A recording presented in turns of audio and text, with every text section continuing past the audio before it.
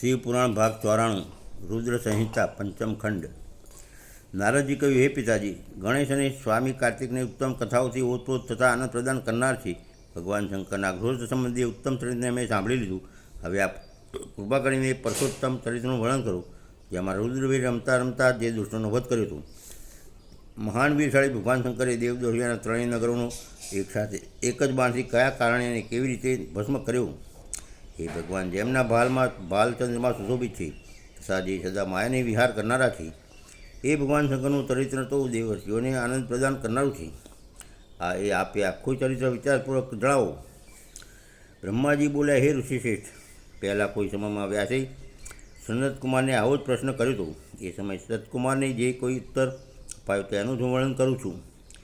એ સમયે સનતકુમારે કહ્યું હતું કે મહાબુદ્ધિમાન વ્યાસજી, વિશ્વનો સંહાર કરનારા તમમલ્લી શિવજી રીતે એક જ બાણથી ત્રિપુરને ભસ્મ કર્યા હતા, એ ચરિત્ર હું કહું છું, સાંભળો। હે મનુષ્ય, જ્યારે શિવકુમારે સ્કંદે તારકાસુરને મારી નાખ્યો ત્યારે એના ત્રણેય પુત્રોને મહાન સંતાપ થયો। એમાં તારકાસુરથી મોટો હતો વિંધ્યુમાલી વચલો હતો અને નાનાનું નામ કમલાક્ષ હતું। એ ત્રણેયમાં સરખું બળ હતું કે જીતેન્દ્રિય સદા કાર્ય કરવા તૈયાર, સત્યવાદી, રુદર્ચિત, મહાન વીર અને દેવો સાથે દ્રોહ કરનાર હતા। એ ત્રણેય જણે સર્વપ્રકારના ઉત્તમ મનોહર ભોગોનો પરિત્યાગ કરીને મેરુ પર્વતની એક કંદરામાં જઈને પરમ અદ્ભુત તપસ્યા શરૂ કરી। ત્યાં એમણે હજારો વર્ષો સુધી બ્રહ્માજીની પ્રસન્નતા માટે અત્યંત ઉગ્ર તપ કર્યું। ત્યારે સૂર અને સૂરના ગુરુ મહાયશસ્વી બ્રહ્માજી એમની તપસ્યાથી અત્યંત પ્રસન્ન થઈને એમને વરદાન આપવા પ્રગટ થયા। બ્રહ્માજી કહ્યું, હે મહાદેત્યો, હું તમારા લોકોથી તપથી પ્રસન્ન થઈ ગયો છું, તેથી તમારી કામના અનુસાર તમને વરદાન પ્રદાન કરીશ। હે દેવદ્રોહીઓ, હું બધાની તપસ્યાનો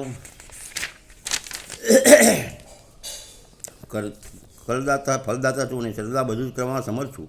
માટે બતાવો, તમે લોકોએ આટલું ઘોર તપ શા માટે કર્યું?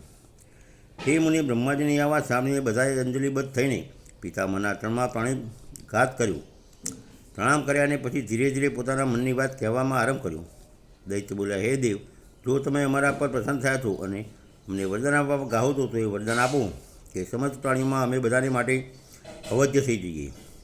હે જગન્નાથ, આપ અમને સ્થિર કરી દો અને અમારા રોગ, જરા વગેરે બધા શત્રુઓ નષ્ટ થઈ જાય, ક્યારેય મૃત્યુ અમારી પાસે ફરકી પણ ન શકી।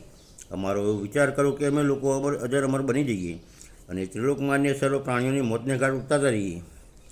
શરદકુમારજી, હે મહર્ષિ, એ તપસ્વીની દૈત્યોની વાત સાંભળીને બ્રહ્મા પોતાના સ્વામી ગિરિશાથી ભગવાન શંકરનું ધ્યાન કરીને બોલ્યા, હે અસુરો, અમર તો બધાને ન મળી શકે, તેથી તમે લોકો એ વિચાર જ છોડી દો, એ સિવાય એને કોઈ વરદાન માગો। કેમ કે હે દૈત્યો, આ ભૂતલ પર જ્યાં ક્યાંય પણ જે પ્રાણી જન્મ્યું છે અથવા જન્મલોક લે છે તે જગતમાં અજરઅમર થઈ જ ન શકે। એટલા માટે હે પાપરહિત અસુરો, તમે લોકો સ્વયં પોતાની બુદ્ધિથી વિચાર કરીને મૃત્યુની વંચના કરતાં કોઈ એવું દુર્લભ વરદાન માગી લો જે દેવતાને શૂન્ય માટે અશક્ય હોય। સનતભાઈ, હે મહર્ષિ, બ્રહ્માજીના આ વચન સાંભળીને દૈત્યો થોડી બે ઘડી સુધી તો ધ્યાન જ થઈ ગયા, પછી કશું વિચારી સમજીને બ્રહ્માજીને કહેવા લાગ્યા। દૈત્યોએ કહ્યું, હે ભગવાન, અમે લોકો પ્રબળ પરાક્રમી છીએ, તથાપિ અમારી પાસે કોઈ ઘર નથી જ્યાં અમે શત્રુઓથી સુરક્ષિત રહીએ, સુખપૂર્વક નિવાસ કરી શકીએ। તેથી આપ અમારે માટે એવા 3 નગરોનું નિર્માણ કરી આપો જે અત્યંત અદ્ભુત અને સંપૂર્ણ સંપત્તિથી સંપન્ન હોય તથા દેવતા જેનું પ્રઘર્ષણ ન કરી શકે। લોકેશ, આપ તો જગત ગુરુ છું, અમે લોકો આપની કૃપાથી એવા 3 પુરોમાં અધિષ્ઠીને ત્યાં પૃથ્વી પર વિચરણ કરીશું। એ દરમિયાન તારકાશે કહ્યું, એ વિશ્વમાં મારી માટે જે નગર નિર્માણ કરે તે સ્વર્ણમય હોય અને દેવતાઓ પણ તેનું ભેદ ન કરી શકે। ત્યાર પછી કમલાક્ષે ચાંદીથી બનેલા વિશાળ નગરની યાચના કરી અને વિંધ્યુમાલીએ પ્રસન્ન થઈને તે જ વ્રજ સમાન લોખંડનું બનેલું મહાનગર માગ્યું। એ બ્રહ્મને ત્રણેય પૂર મધ્યાહન સમયે અભિજીત મુહૂર્તમાં ચંદ્રમાં જ્યારે પુષ્પ નક્ષત્રના રહીને એક સ્થાન પર મળ્યા કરે અને આકાશમાં નીલ વાદળો પર સ્થિર થઈને એક ઉપર એમ કહેતા અમારી દ્રષ્ટિથી ઓઝલ સંતાઈને રહે, પછી પુષ્કરાવર્ત નામક કાલમેથોની વર્ષા થાય। એ સમયે 1000 વર્ષ પછી આ ત્રણેય નગરો પરસ્પર મળે અને એકી ભાવને પ્રાપ્ત થાય, અન્યથા નહીં। એ સમયે કૃતિવાસા એટલે મૃગચર્મ પહેરેલા ભગવાન શંકર, જે વેરભાવથી રહી છે, સર્વદેવમય અને બધા દેવ છે, તે લીલાપૂર્વક સંપૂર્ણ સામગ્રીઓથી યુક્ત એક અસંભવ રથ પર બેસીને એક અનોખા બાણથી અસુમારા પૂર્વનું ભેદન કરી, પરંતુ ભગવાન શંકર અદા અમારે માટે વંદનીય પૂજ્યને અભિવાદન પાત્રથી, તેથી કરીને તેમને લોકોને કેવી રીતે ભસ્મ કરશે, મનમાં આવી ધારણા કરીને અમે આવું દુર્લભ વરદાન માગી રહ્યા છીએ. સનતકુમારજી કહે છે, હે વ્યાસજી, દૈત્યોના કથન અનુસાર સૃષ્ટિ કરતા લોક પિતામહ બ્રહ્માએ શિવજીનું સ્મરણ કરીને એમને કહ્યું કે બહુ સારું એવું થશે. પછી અમને પણ આજ્ઞા આપવા એમને કહ્યું, હે મય, તમે સોનું, ચાંદી અને લોખંડના 3 નગર બનાવી દો. આ મયને આદેશ આપીને બ્રહ્માજી આ તારક પુત્રોના જોતા જોતા પોતાની ધામે સ્વર્ગ ચાલ્યા ગયા. ત્યાર પછી ધૈર્યશાળી મયે પોતાના તપોબળથી નગરોના નિર્માણનું કાર્ય આરંભ કરી દીધું. એમણે તારકા, સ્વર્ણમય, કમલાક્ષને માટે રજતમય અને વિંધુ માટે લોહમય એમ 3 પ્રકારના ઉત્તમ દુર્ગ કિલ્લાઓ તૈયાર કર્યા. એ ક્રમશઃ સ્વર્ગ, અંતરિક્ષ અને ભૂતલ પર નિર્મિત થયા. અસુરોના હિતમાં તત્પર રહેનારા મય આ પ્રમાણે પૂર્વને આકાશ વગેરે અસુરોને હવાલે કરીને પોતે પણ એમાં પ્રવેશ ગયા.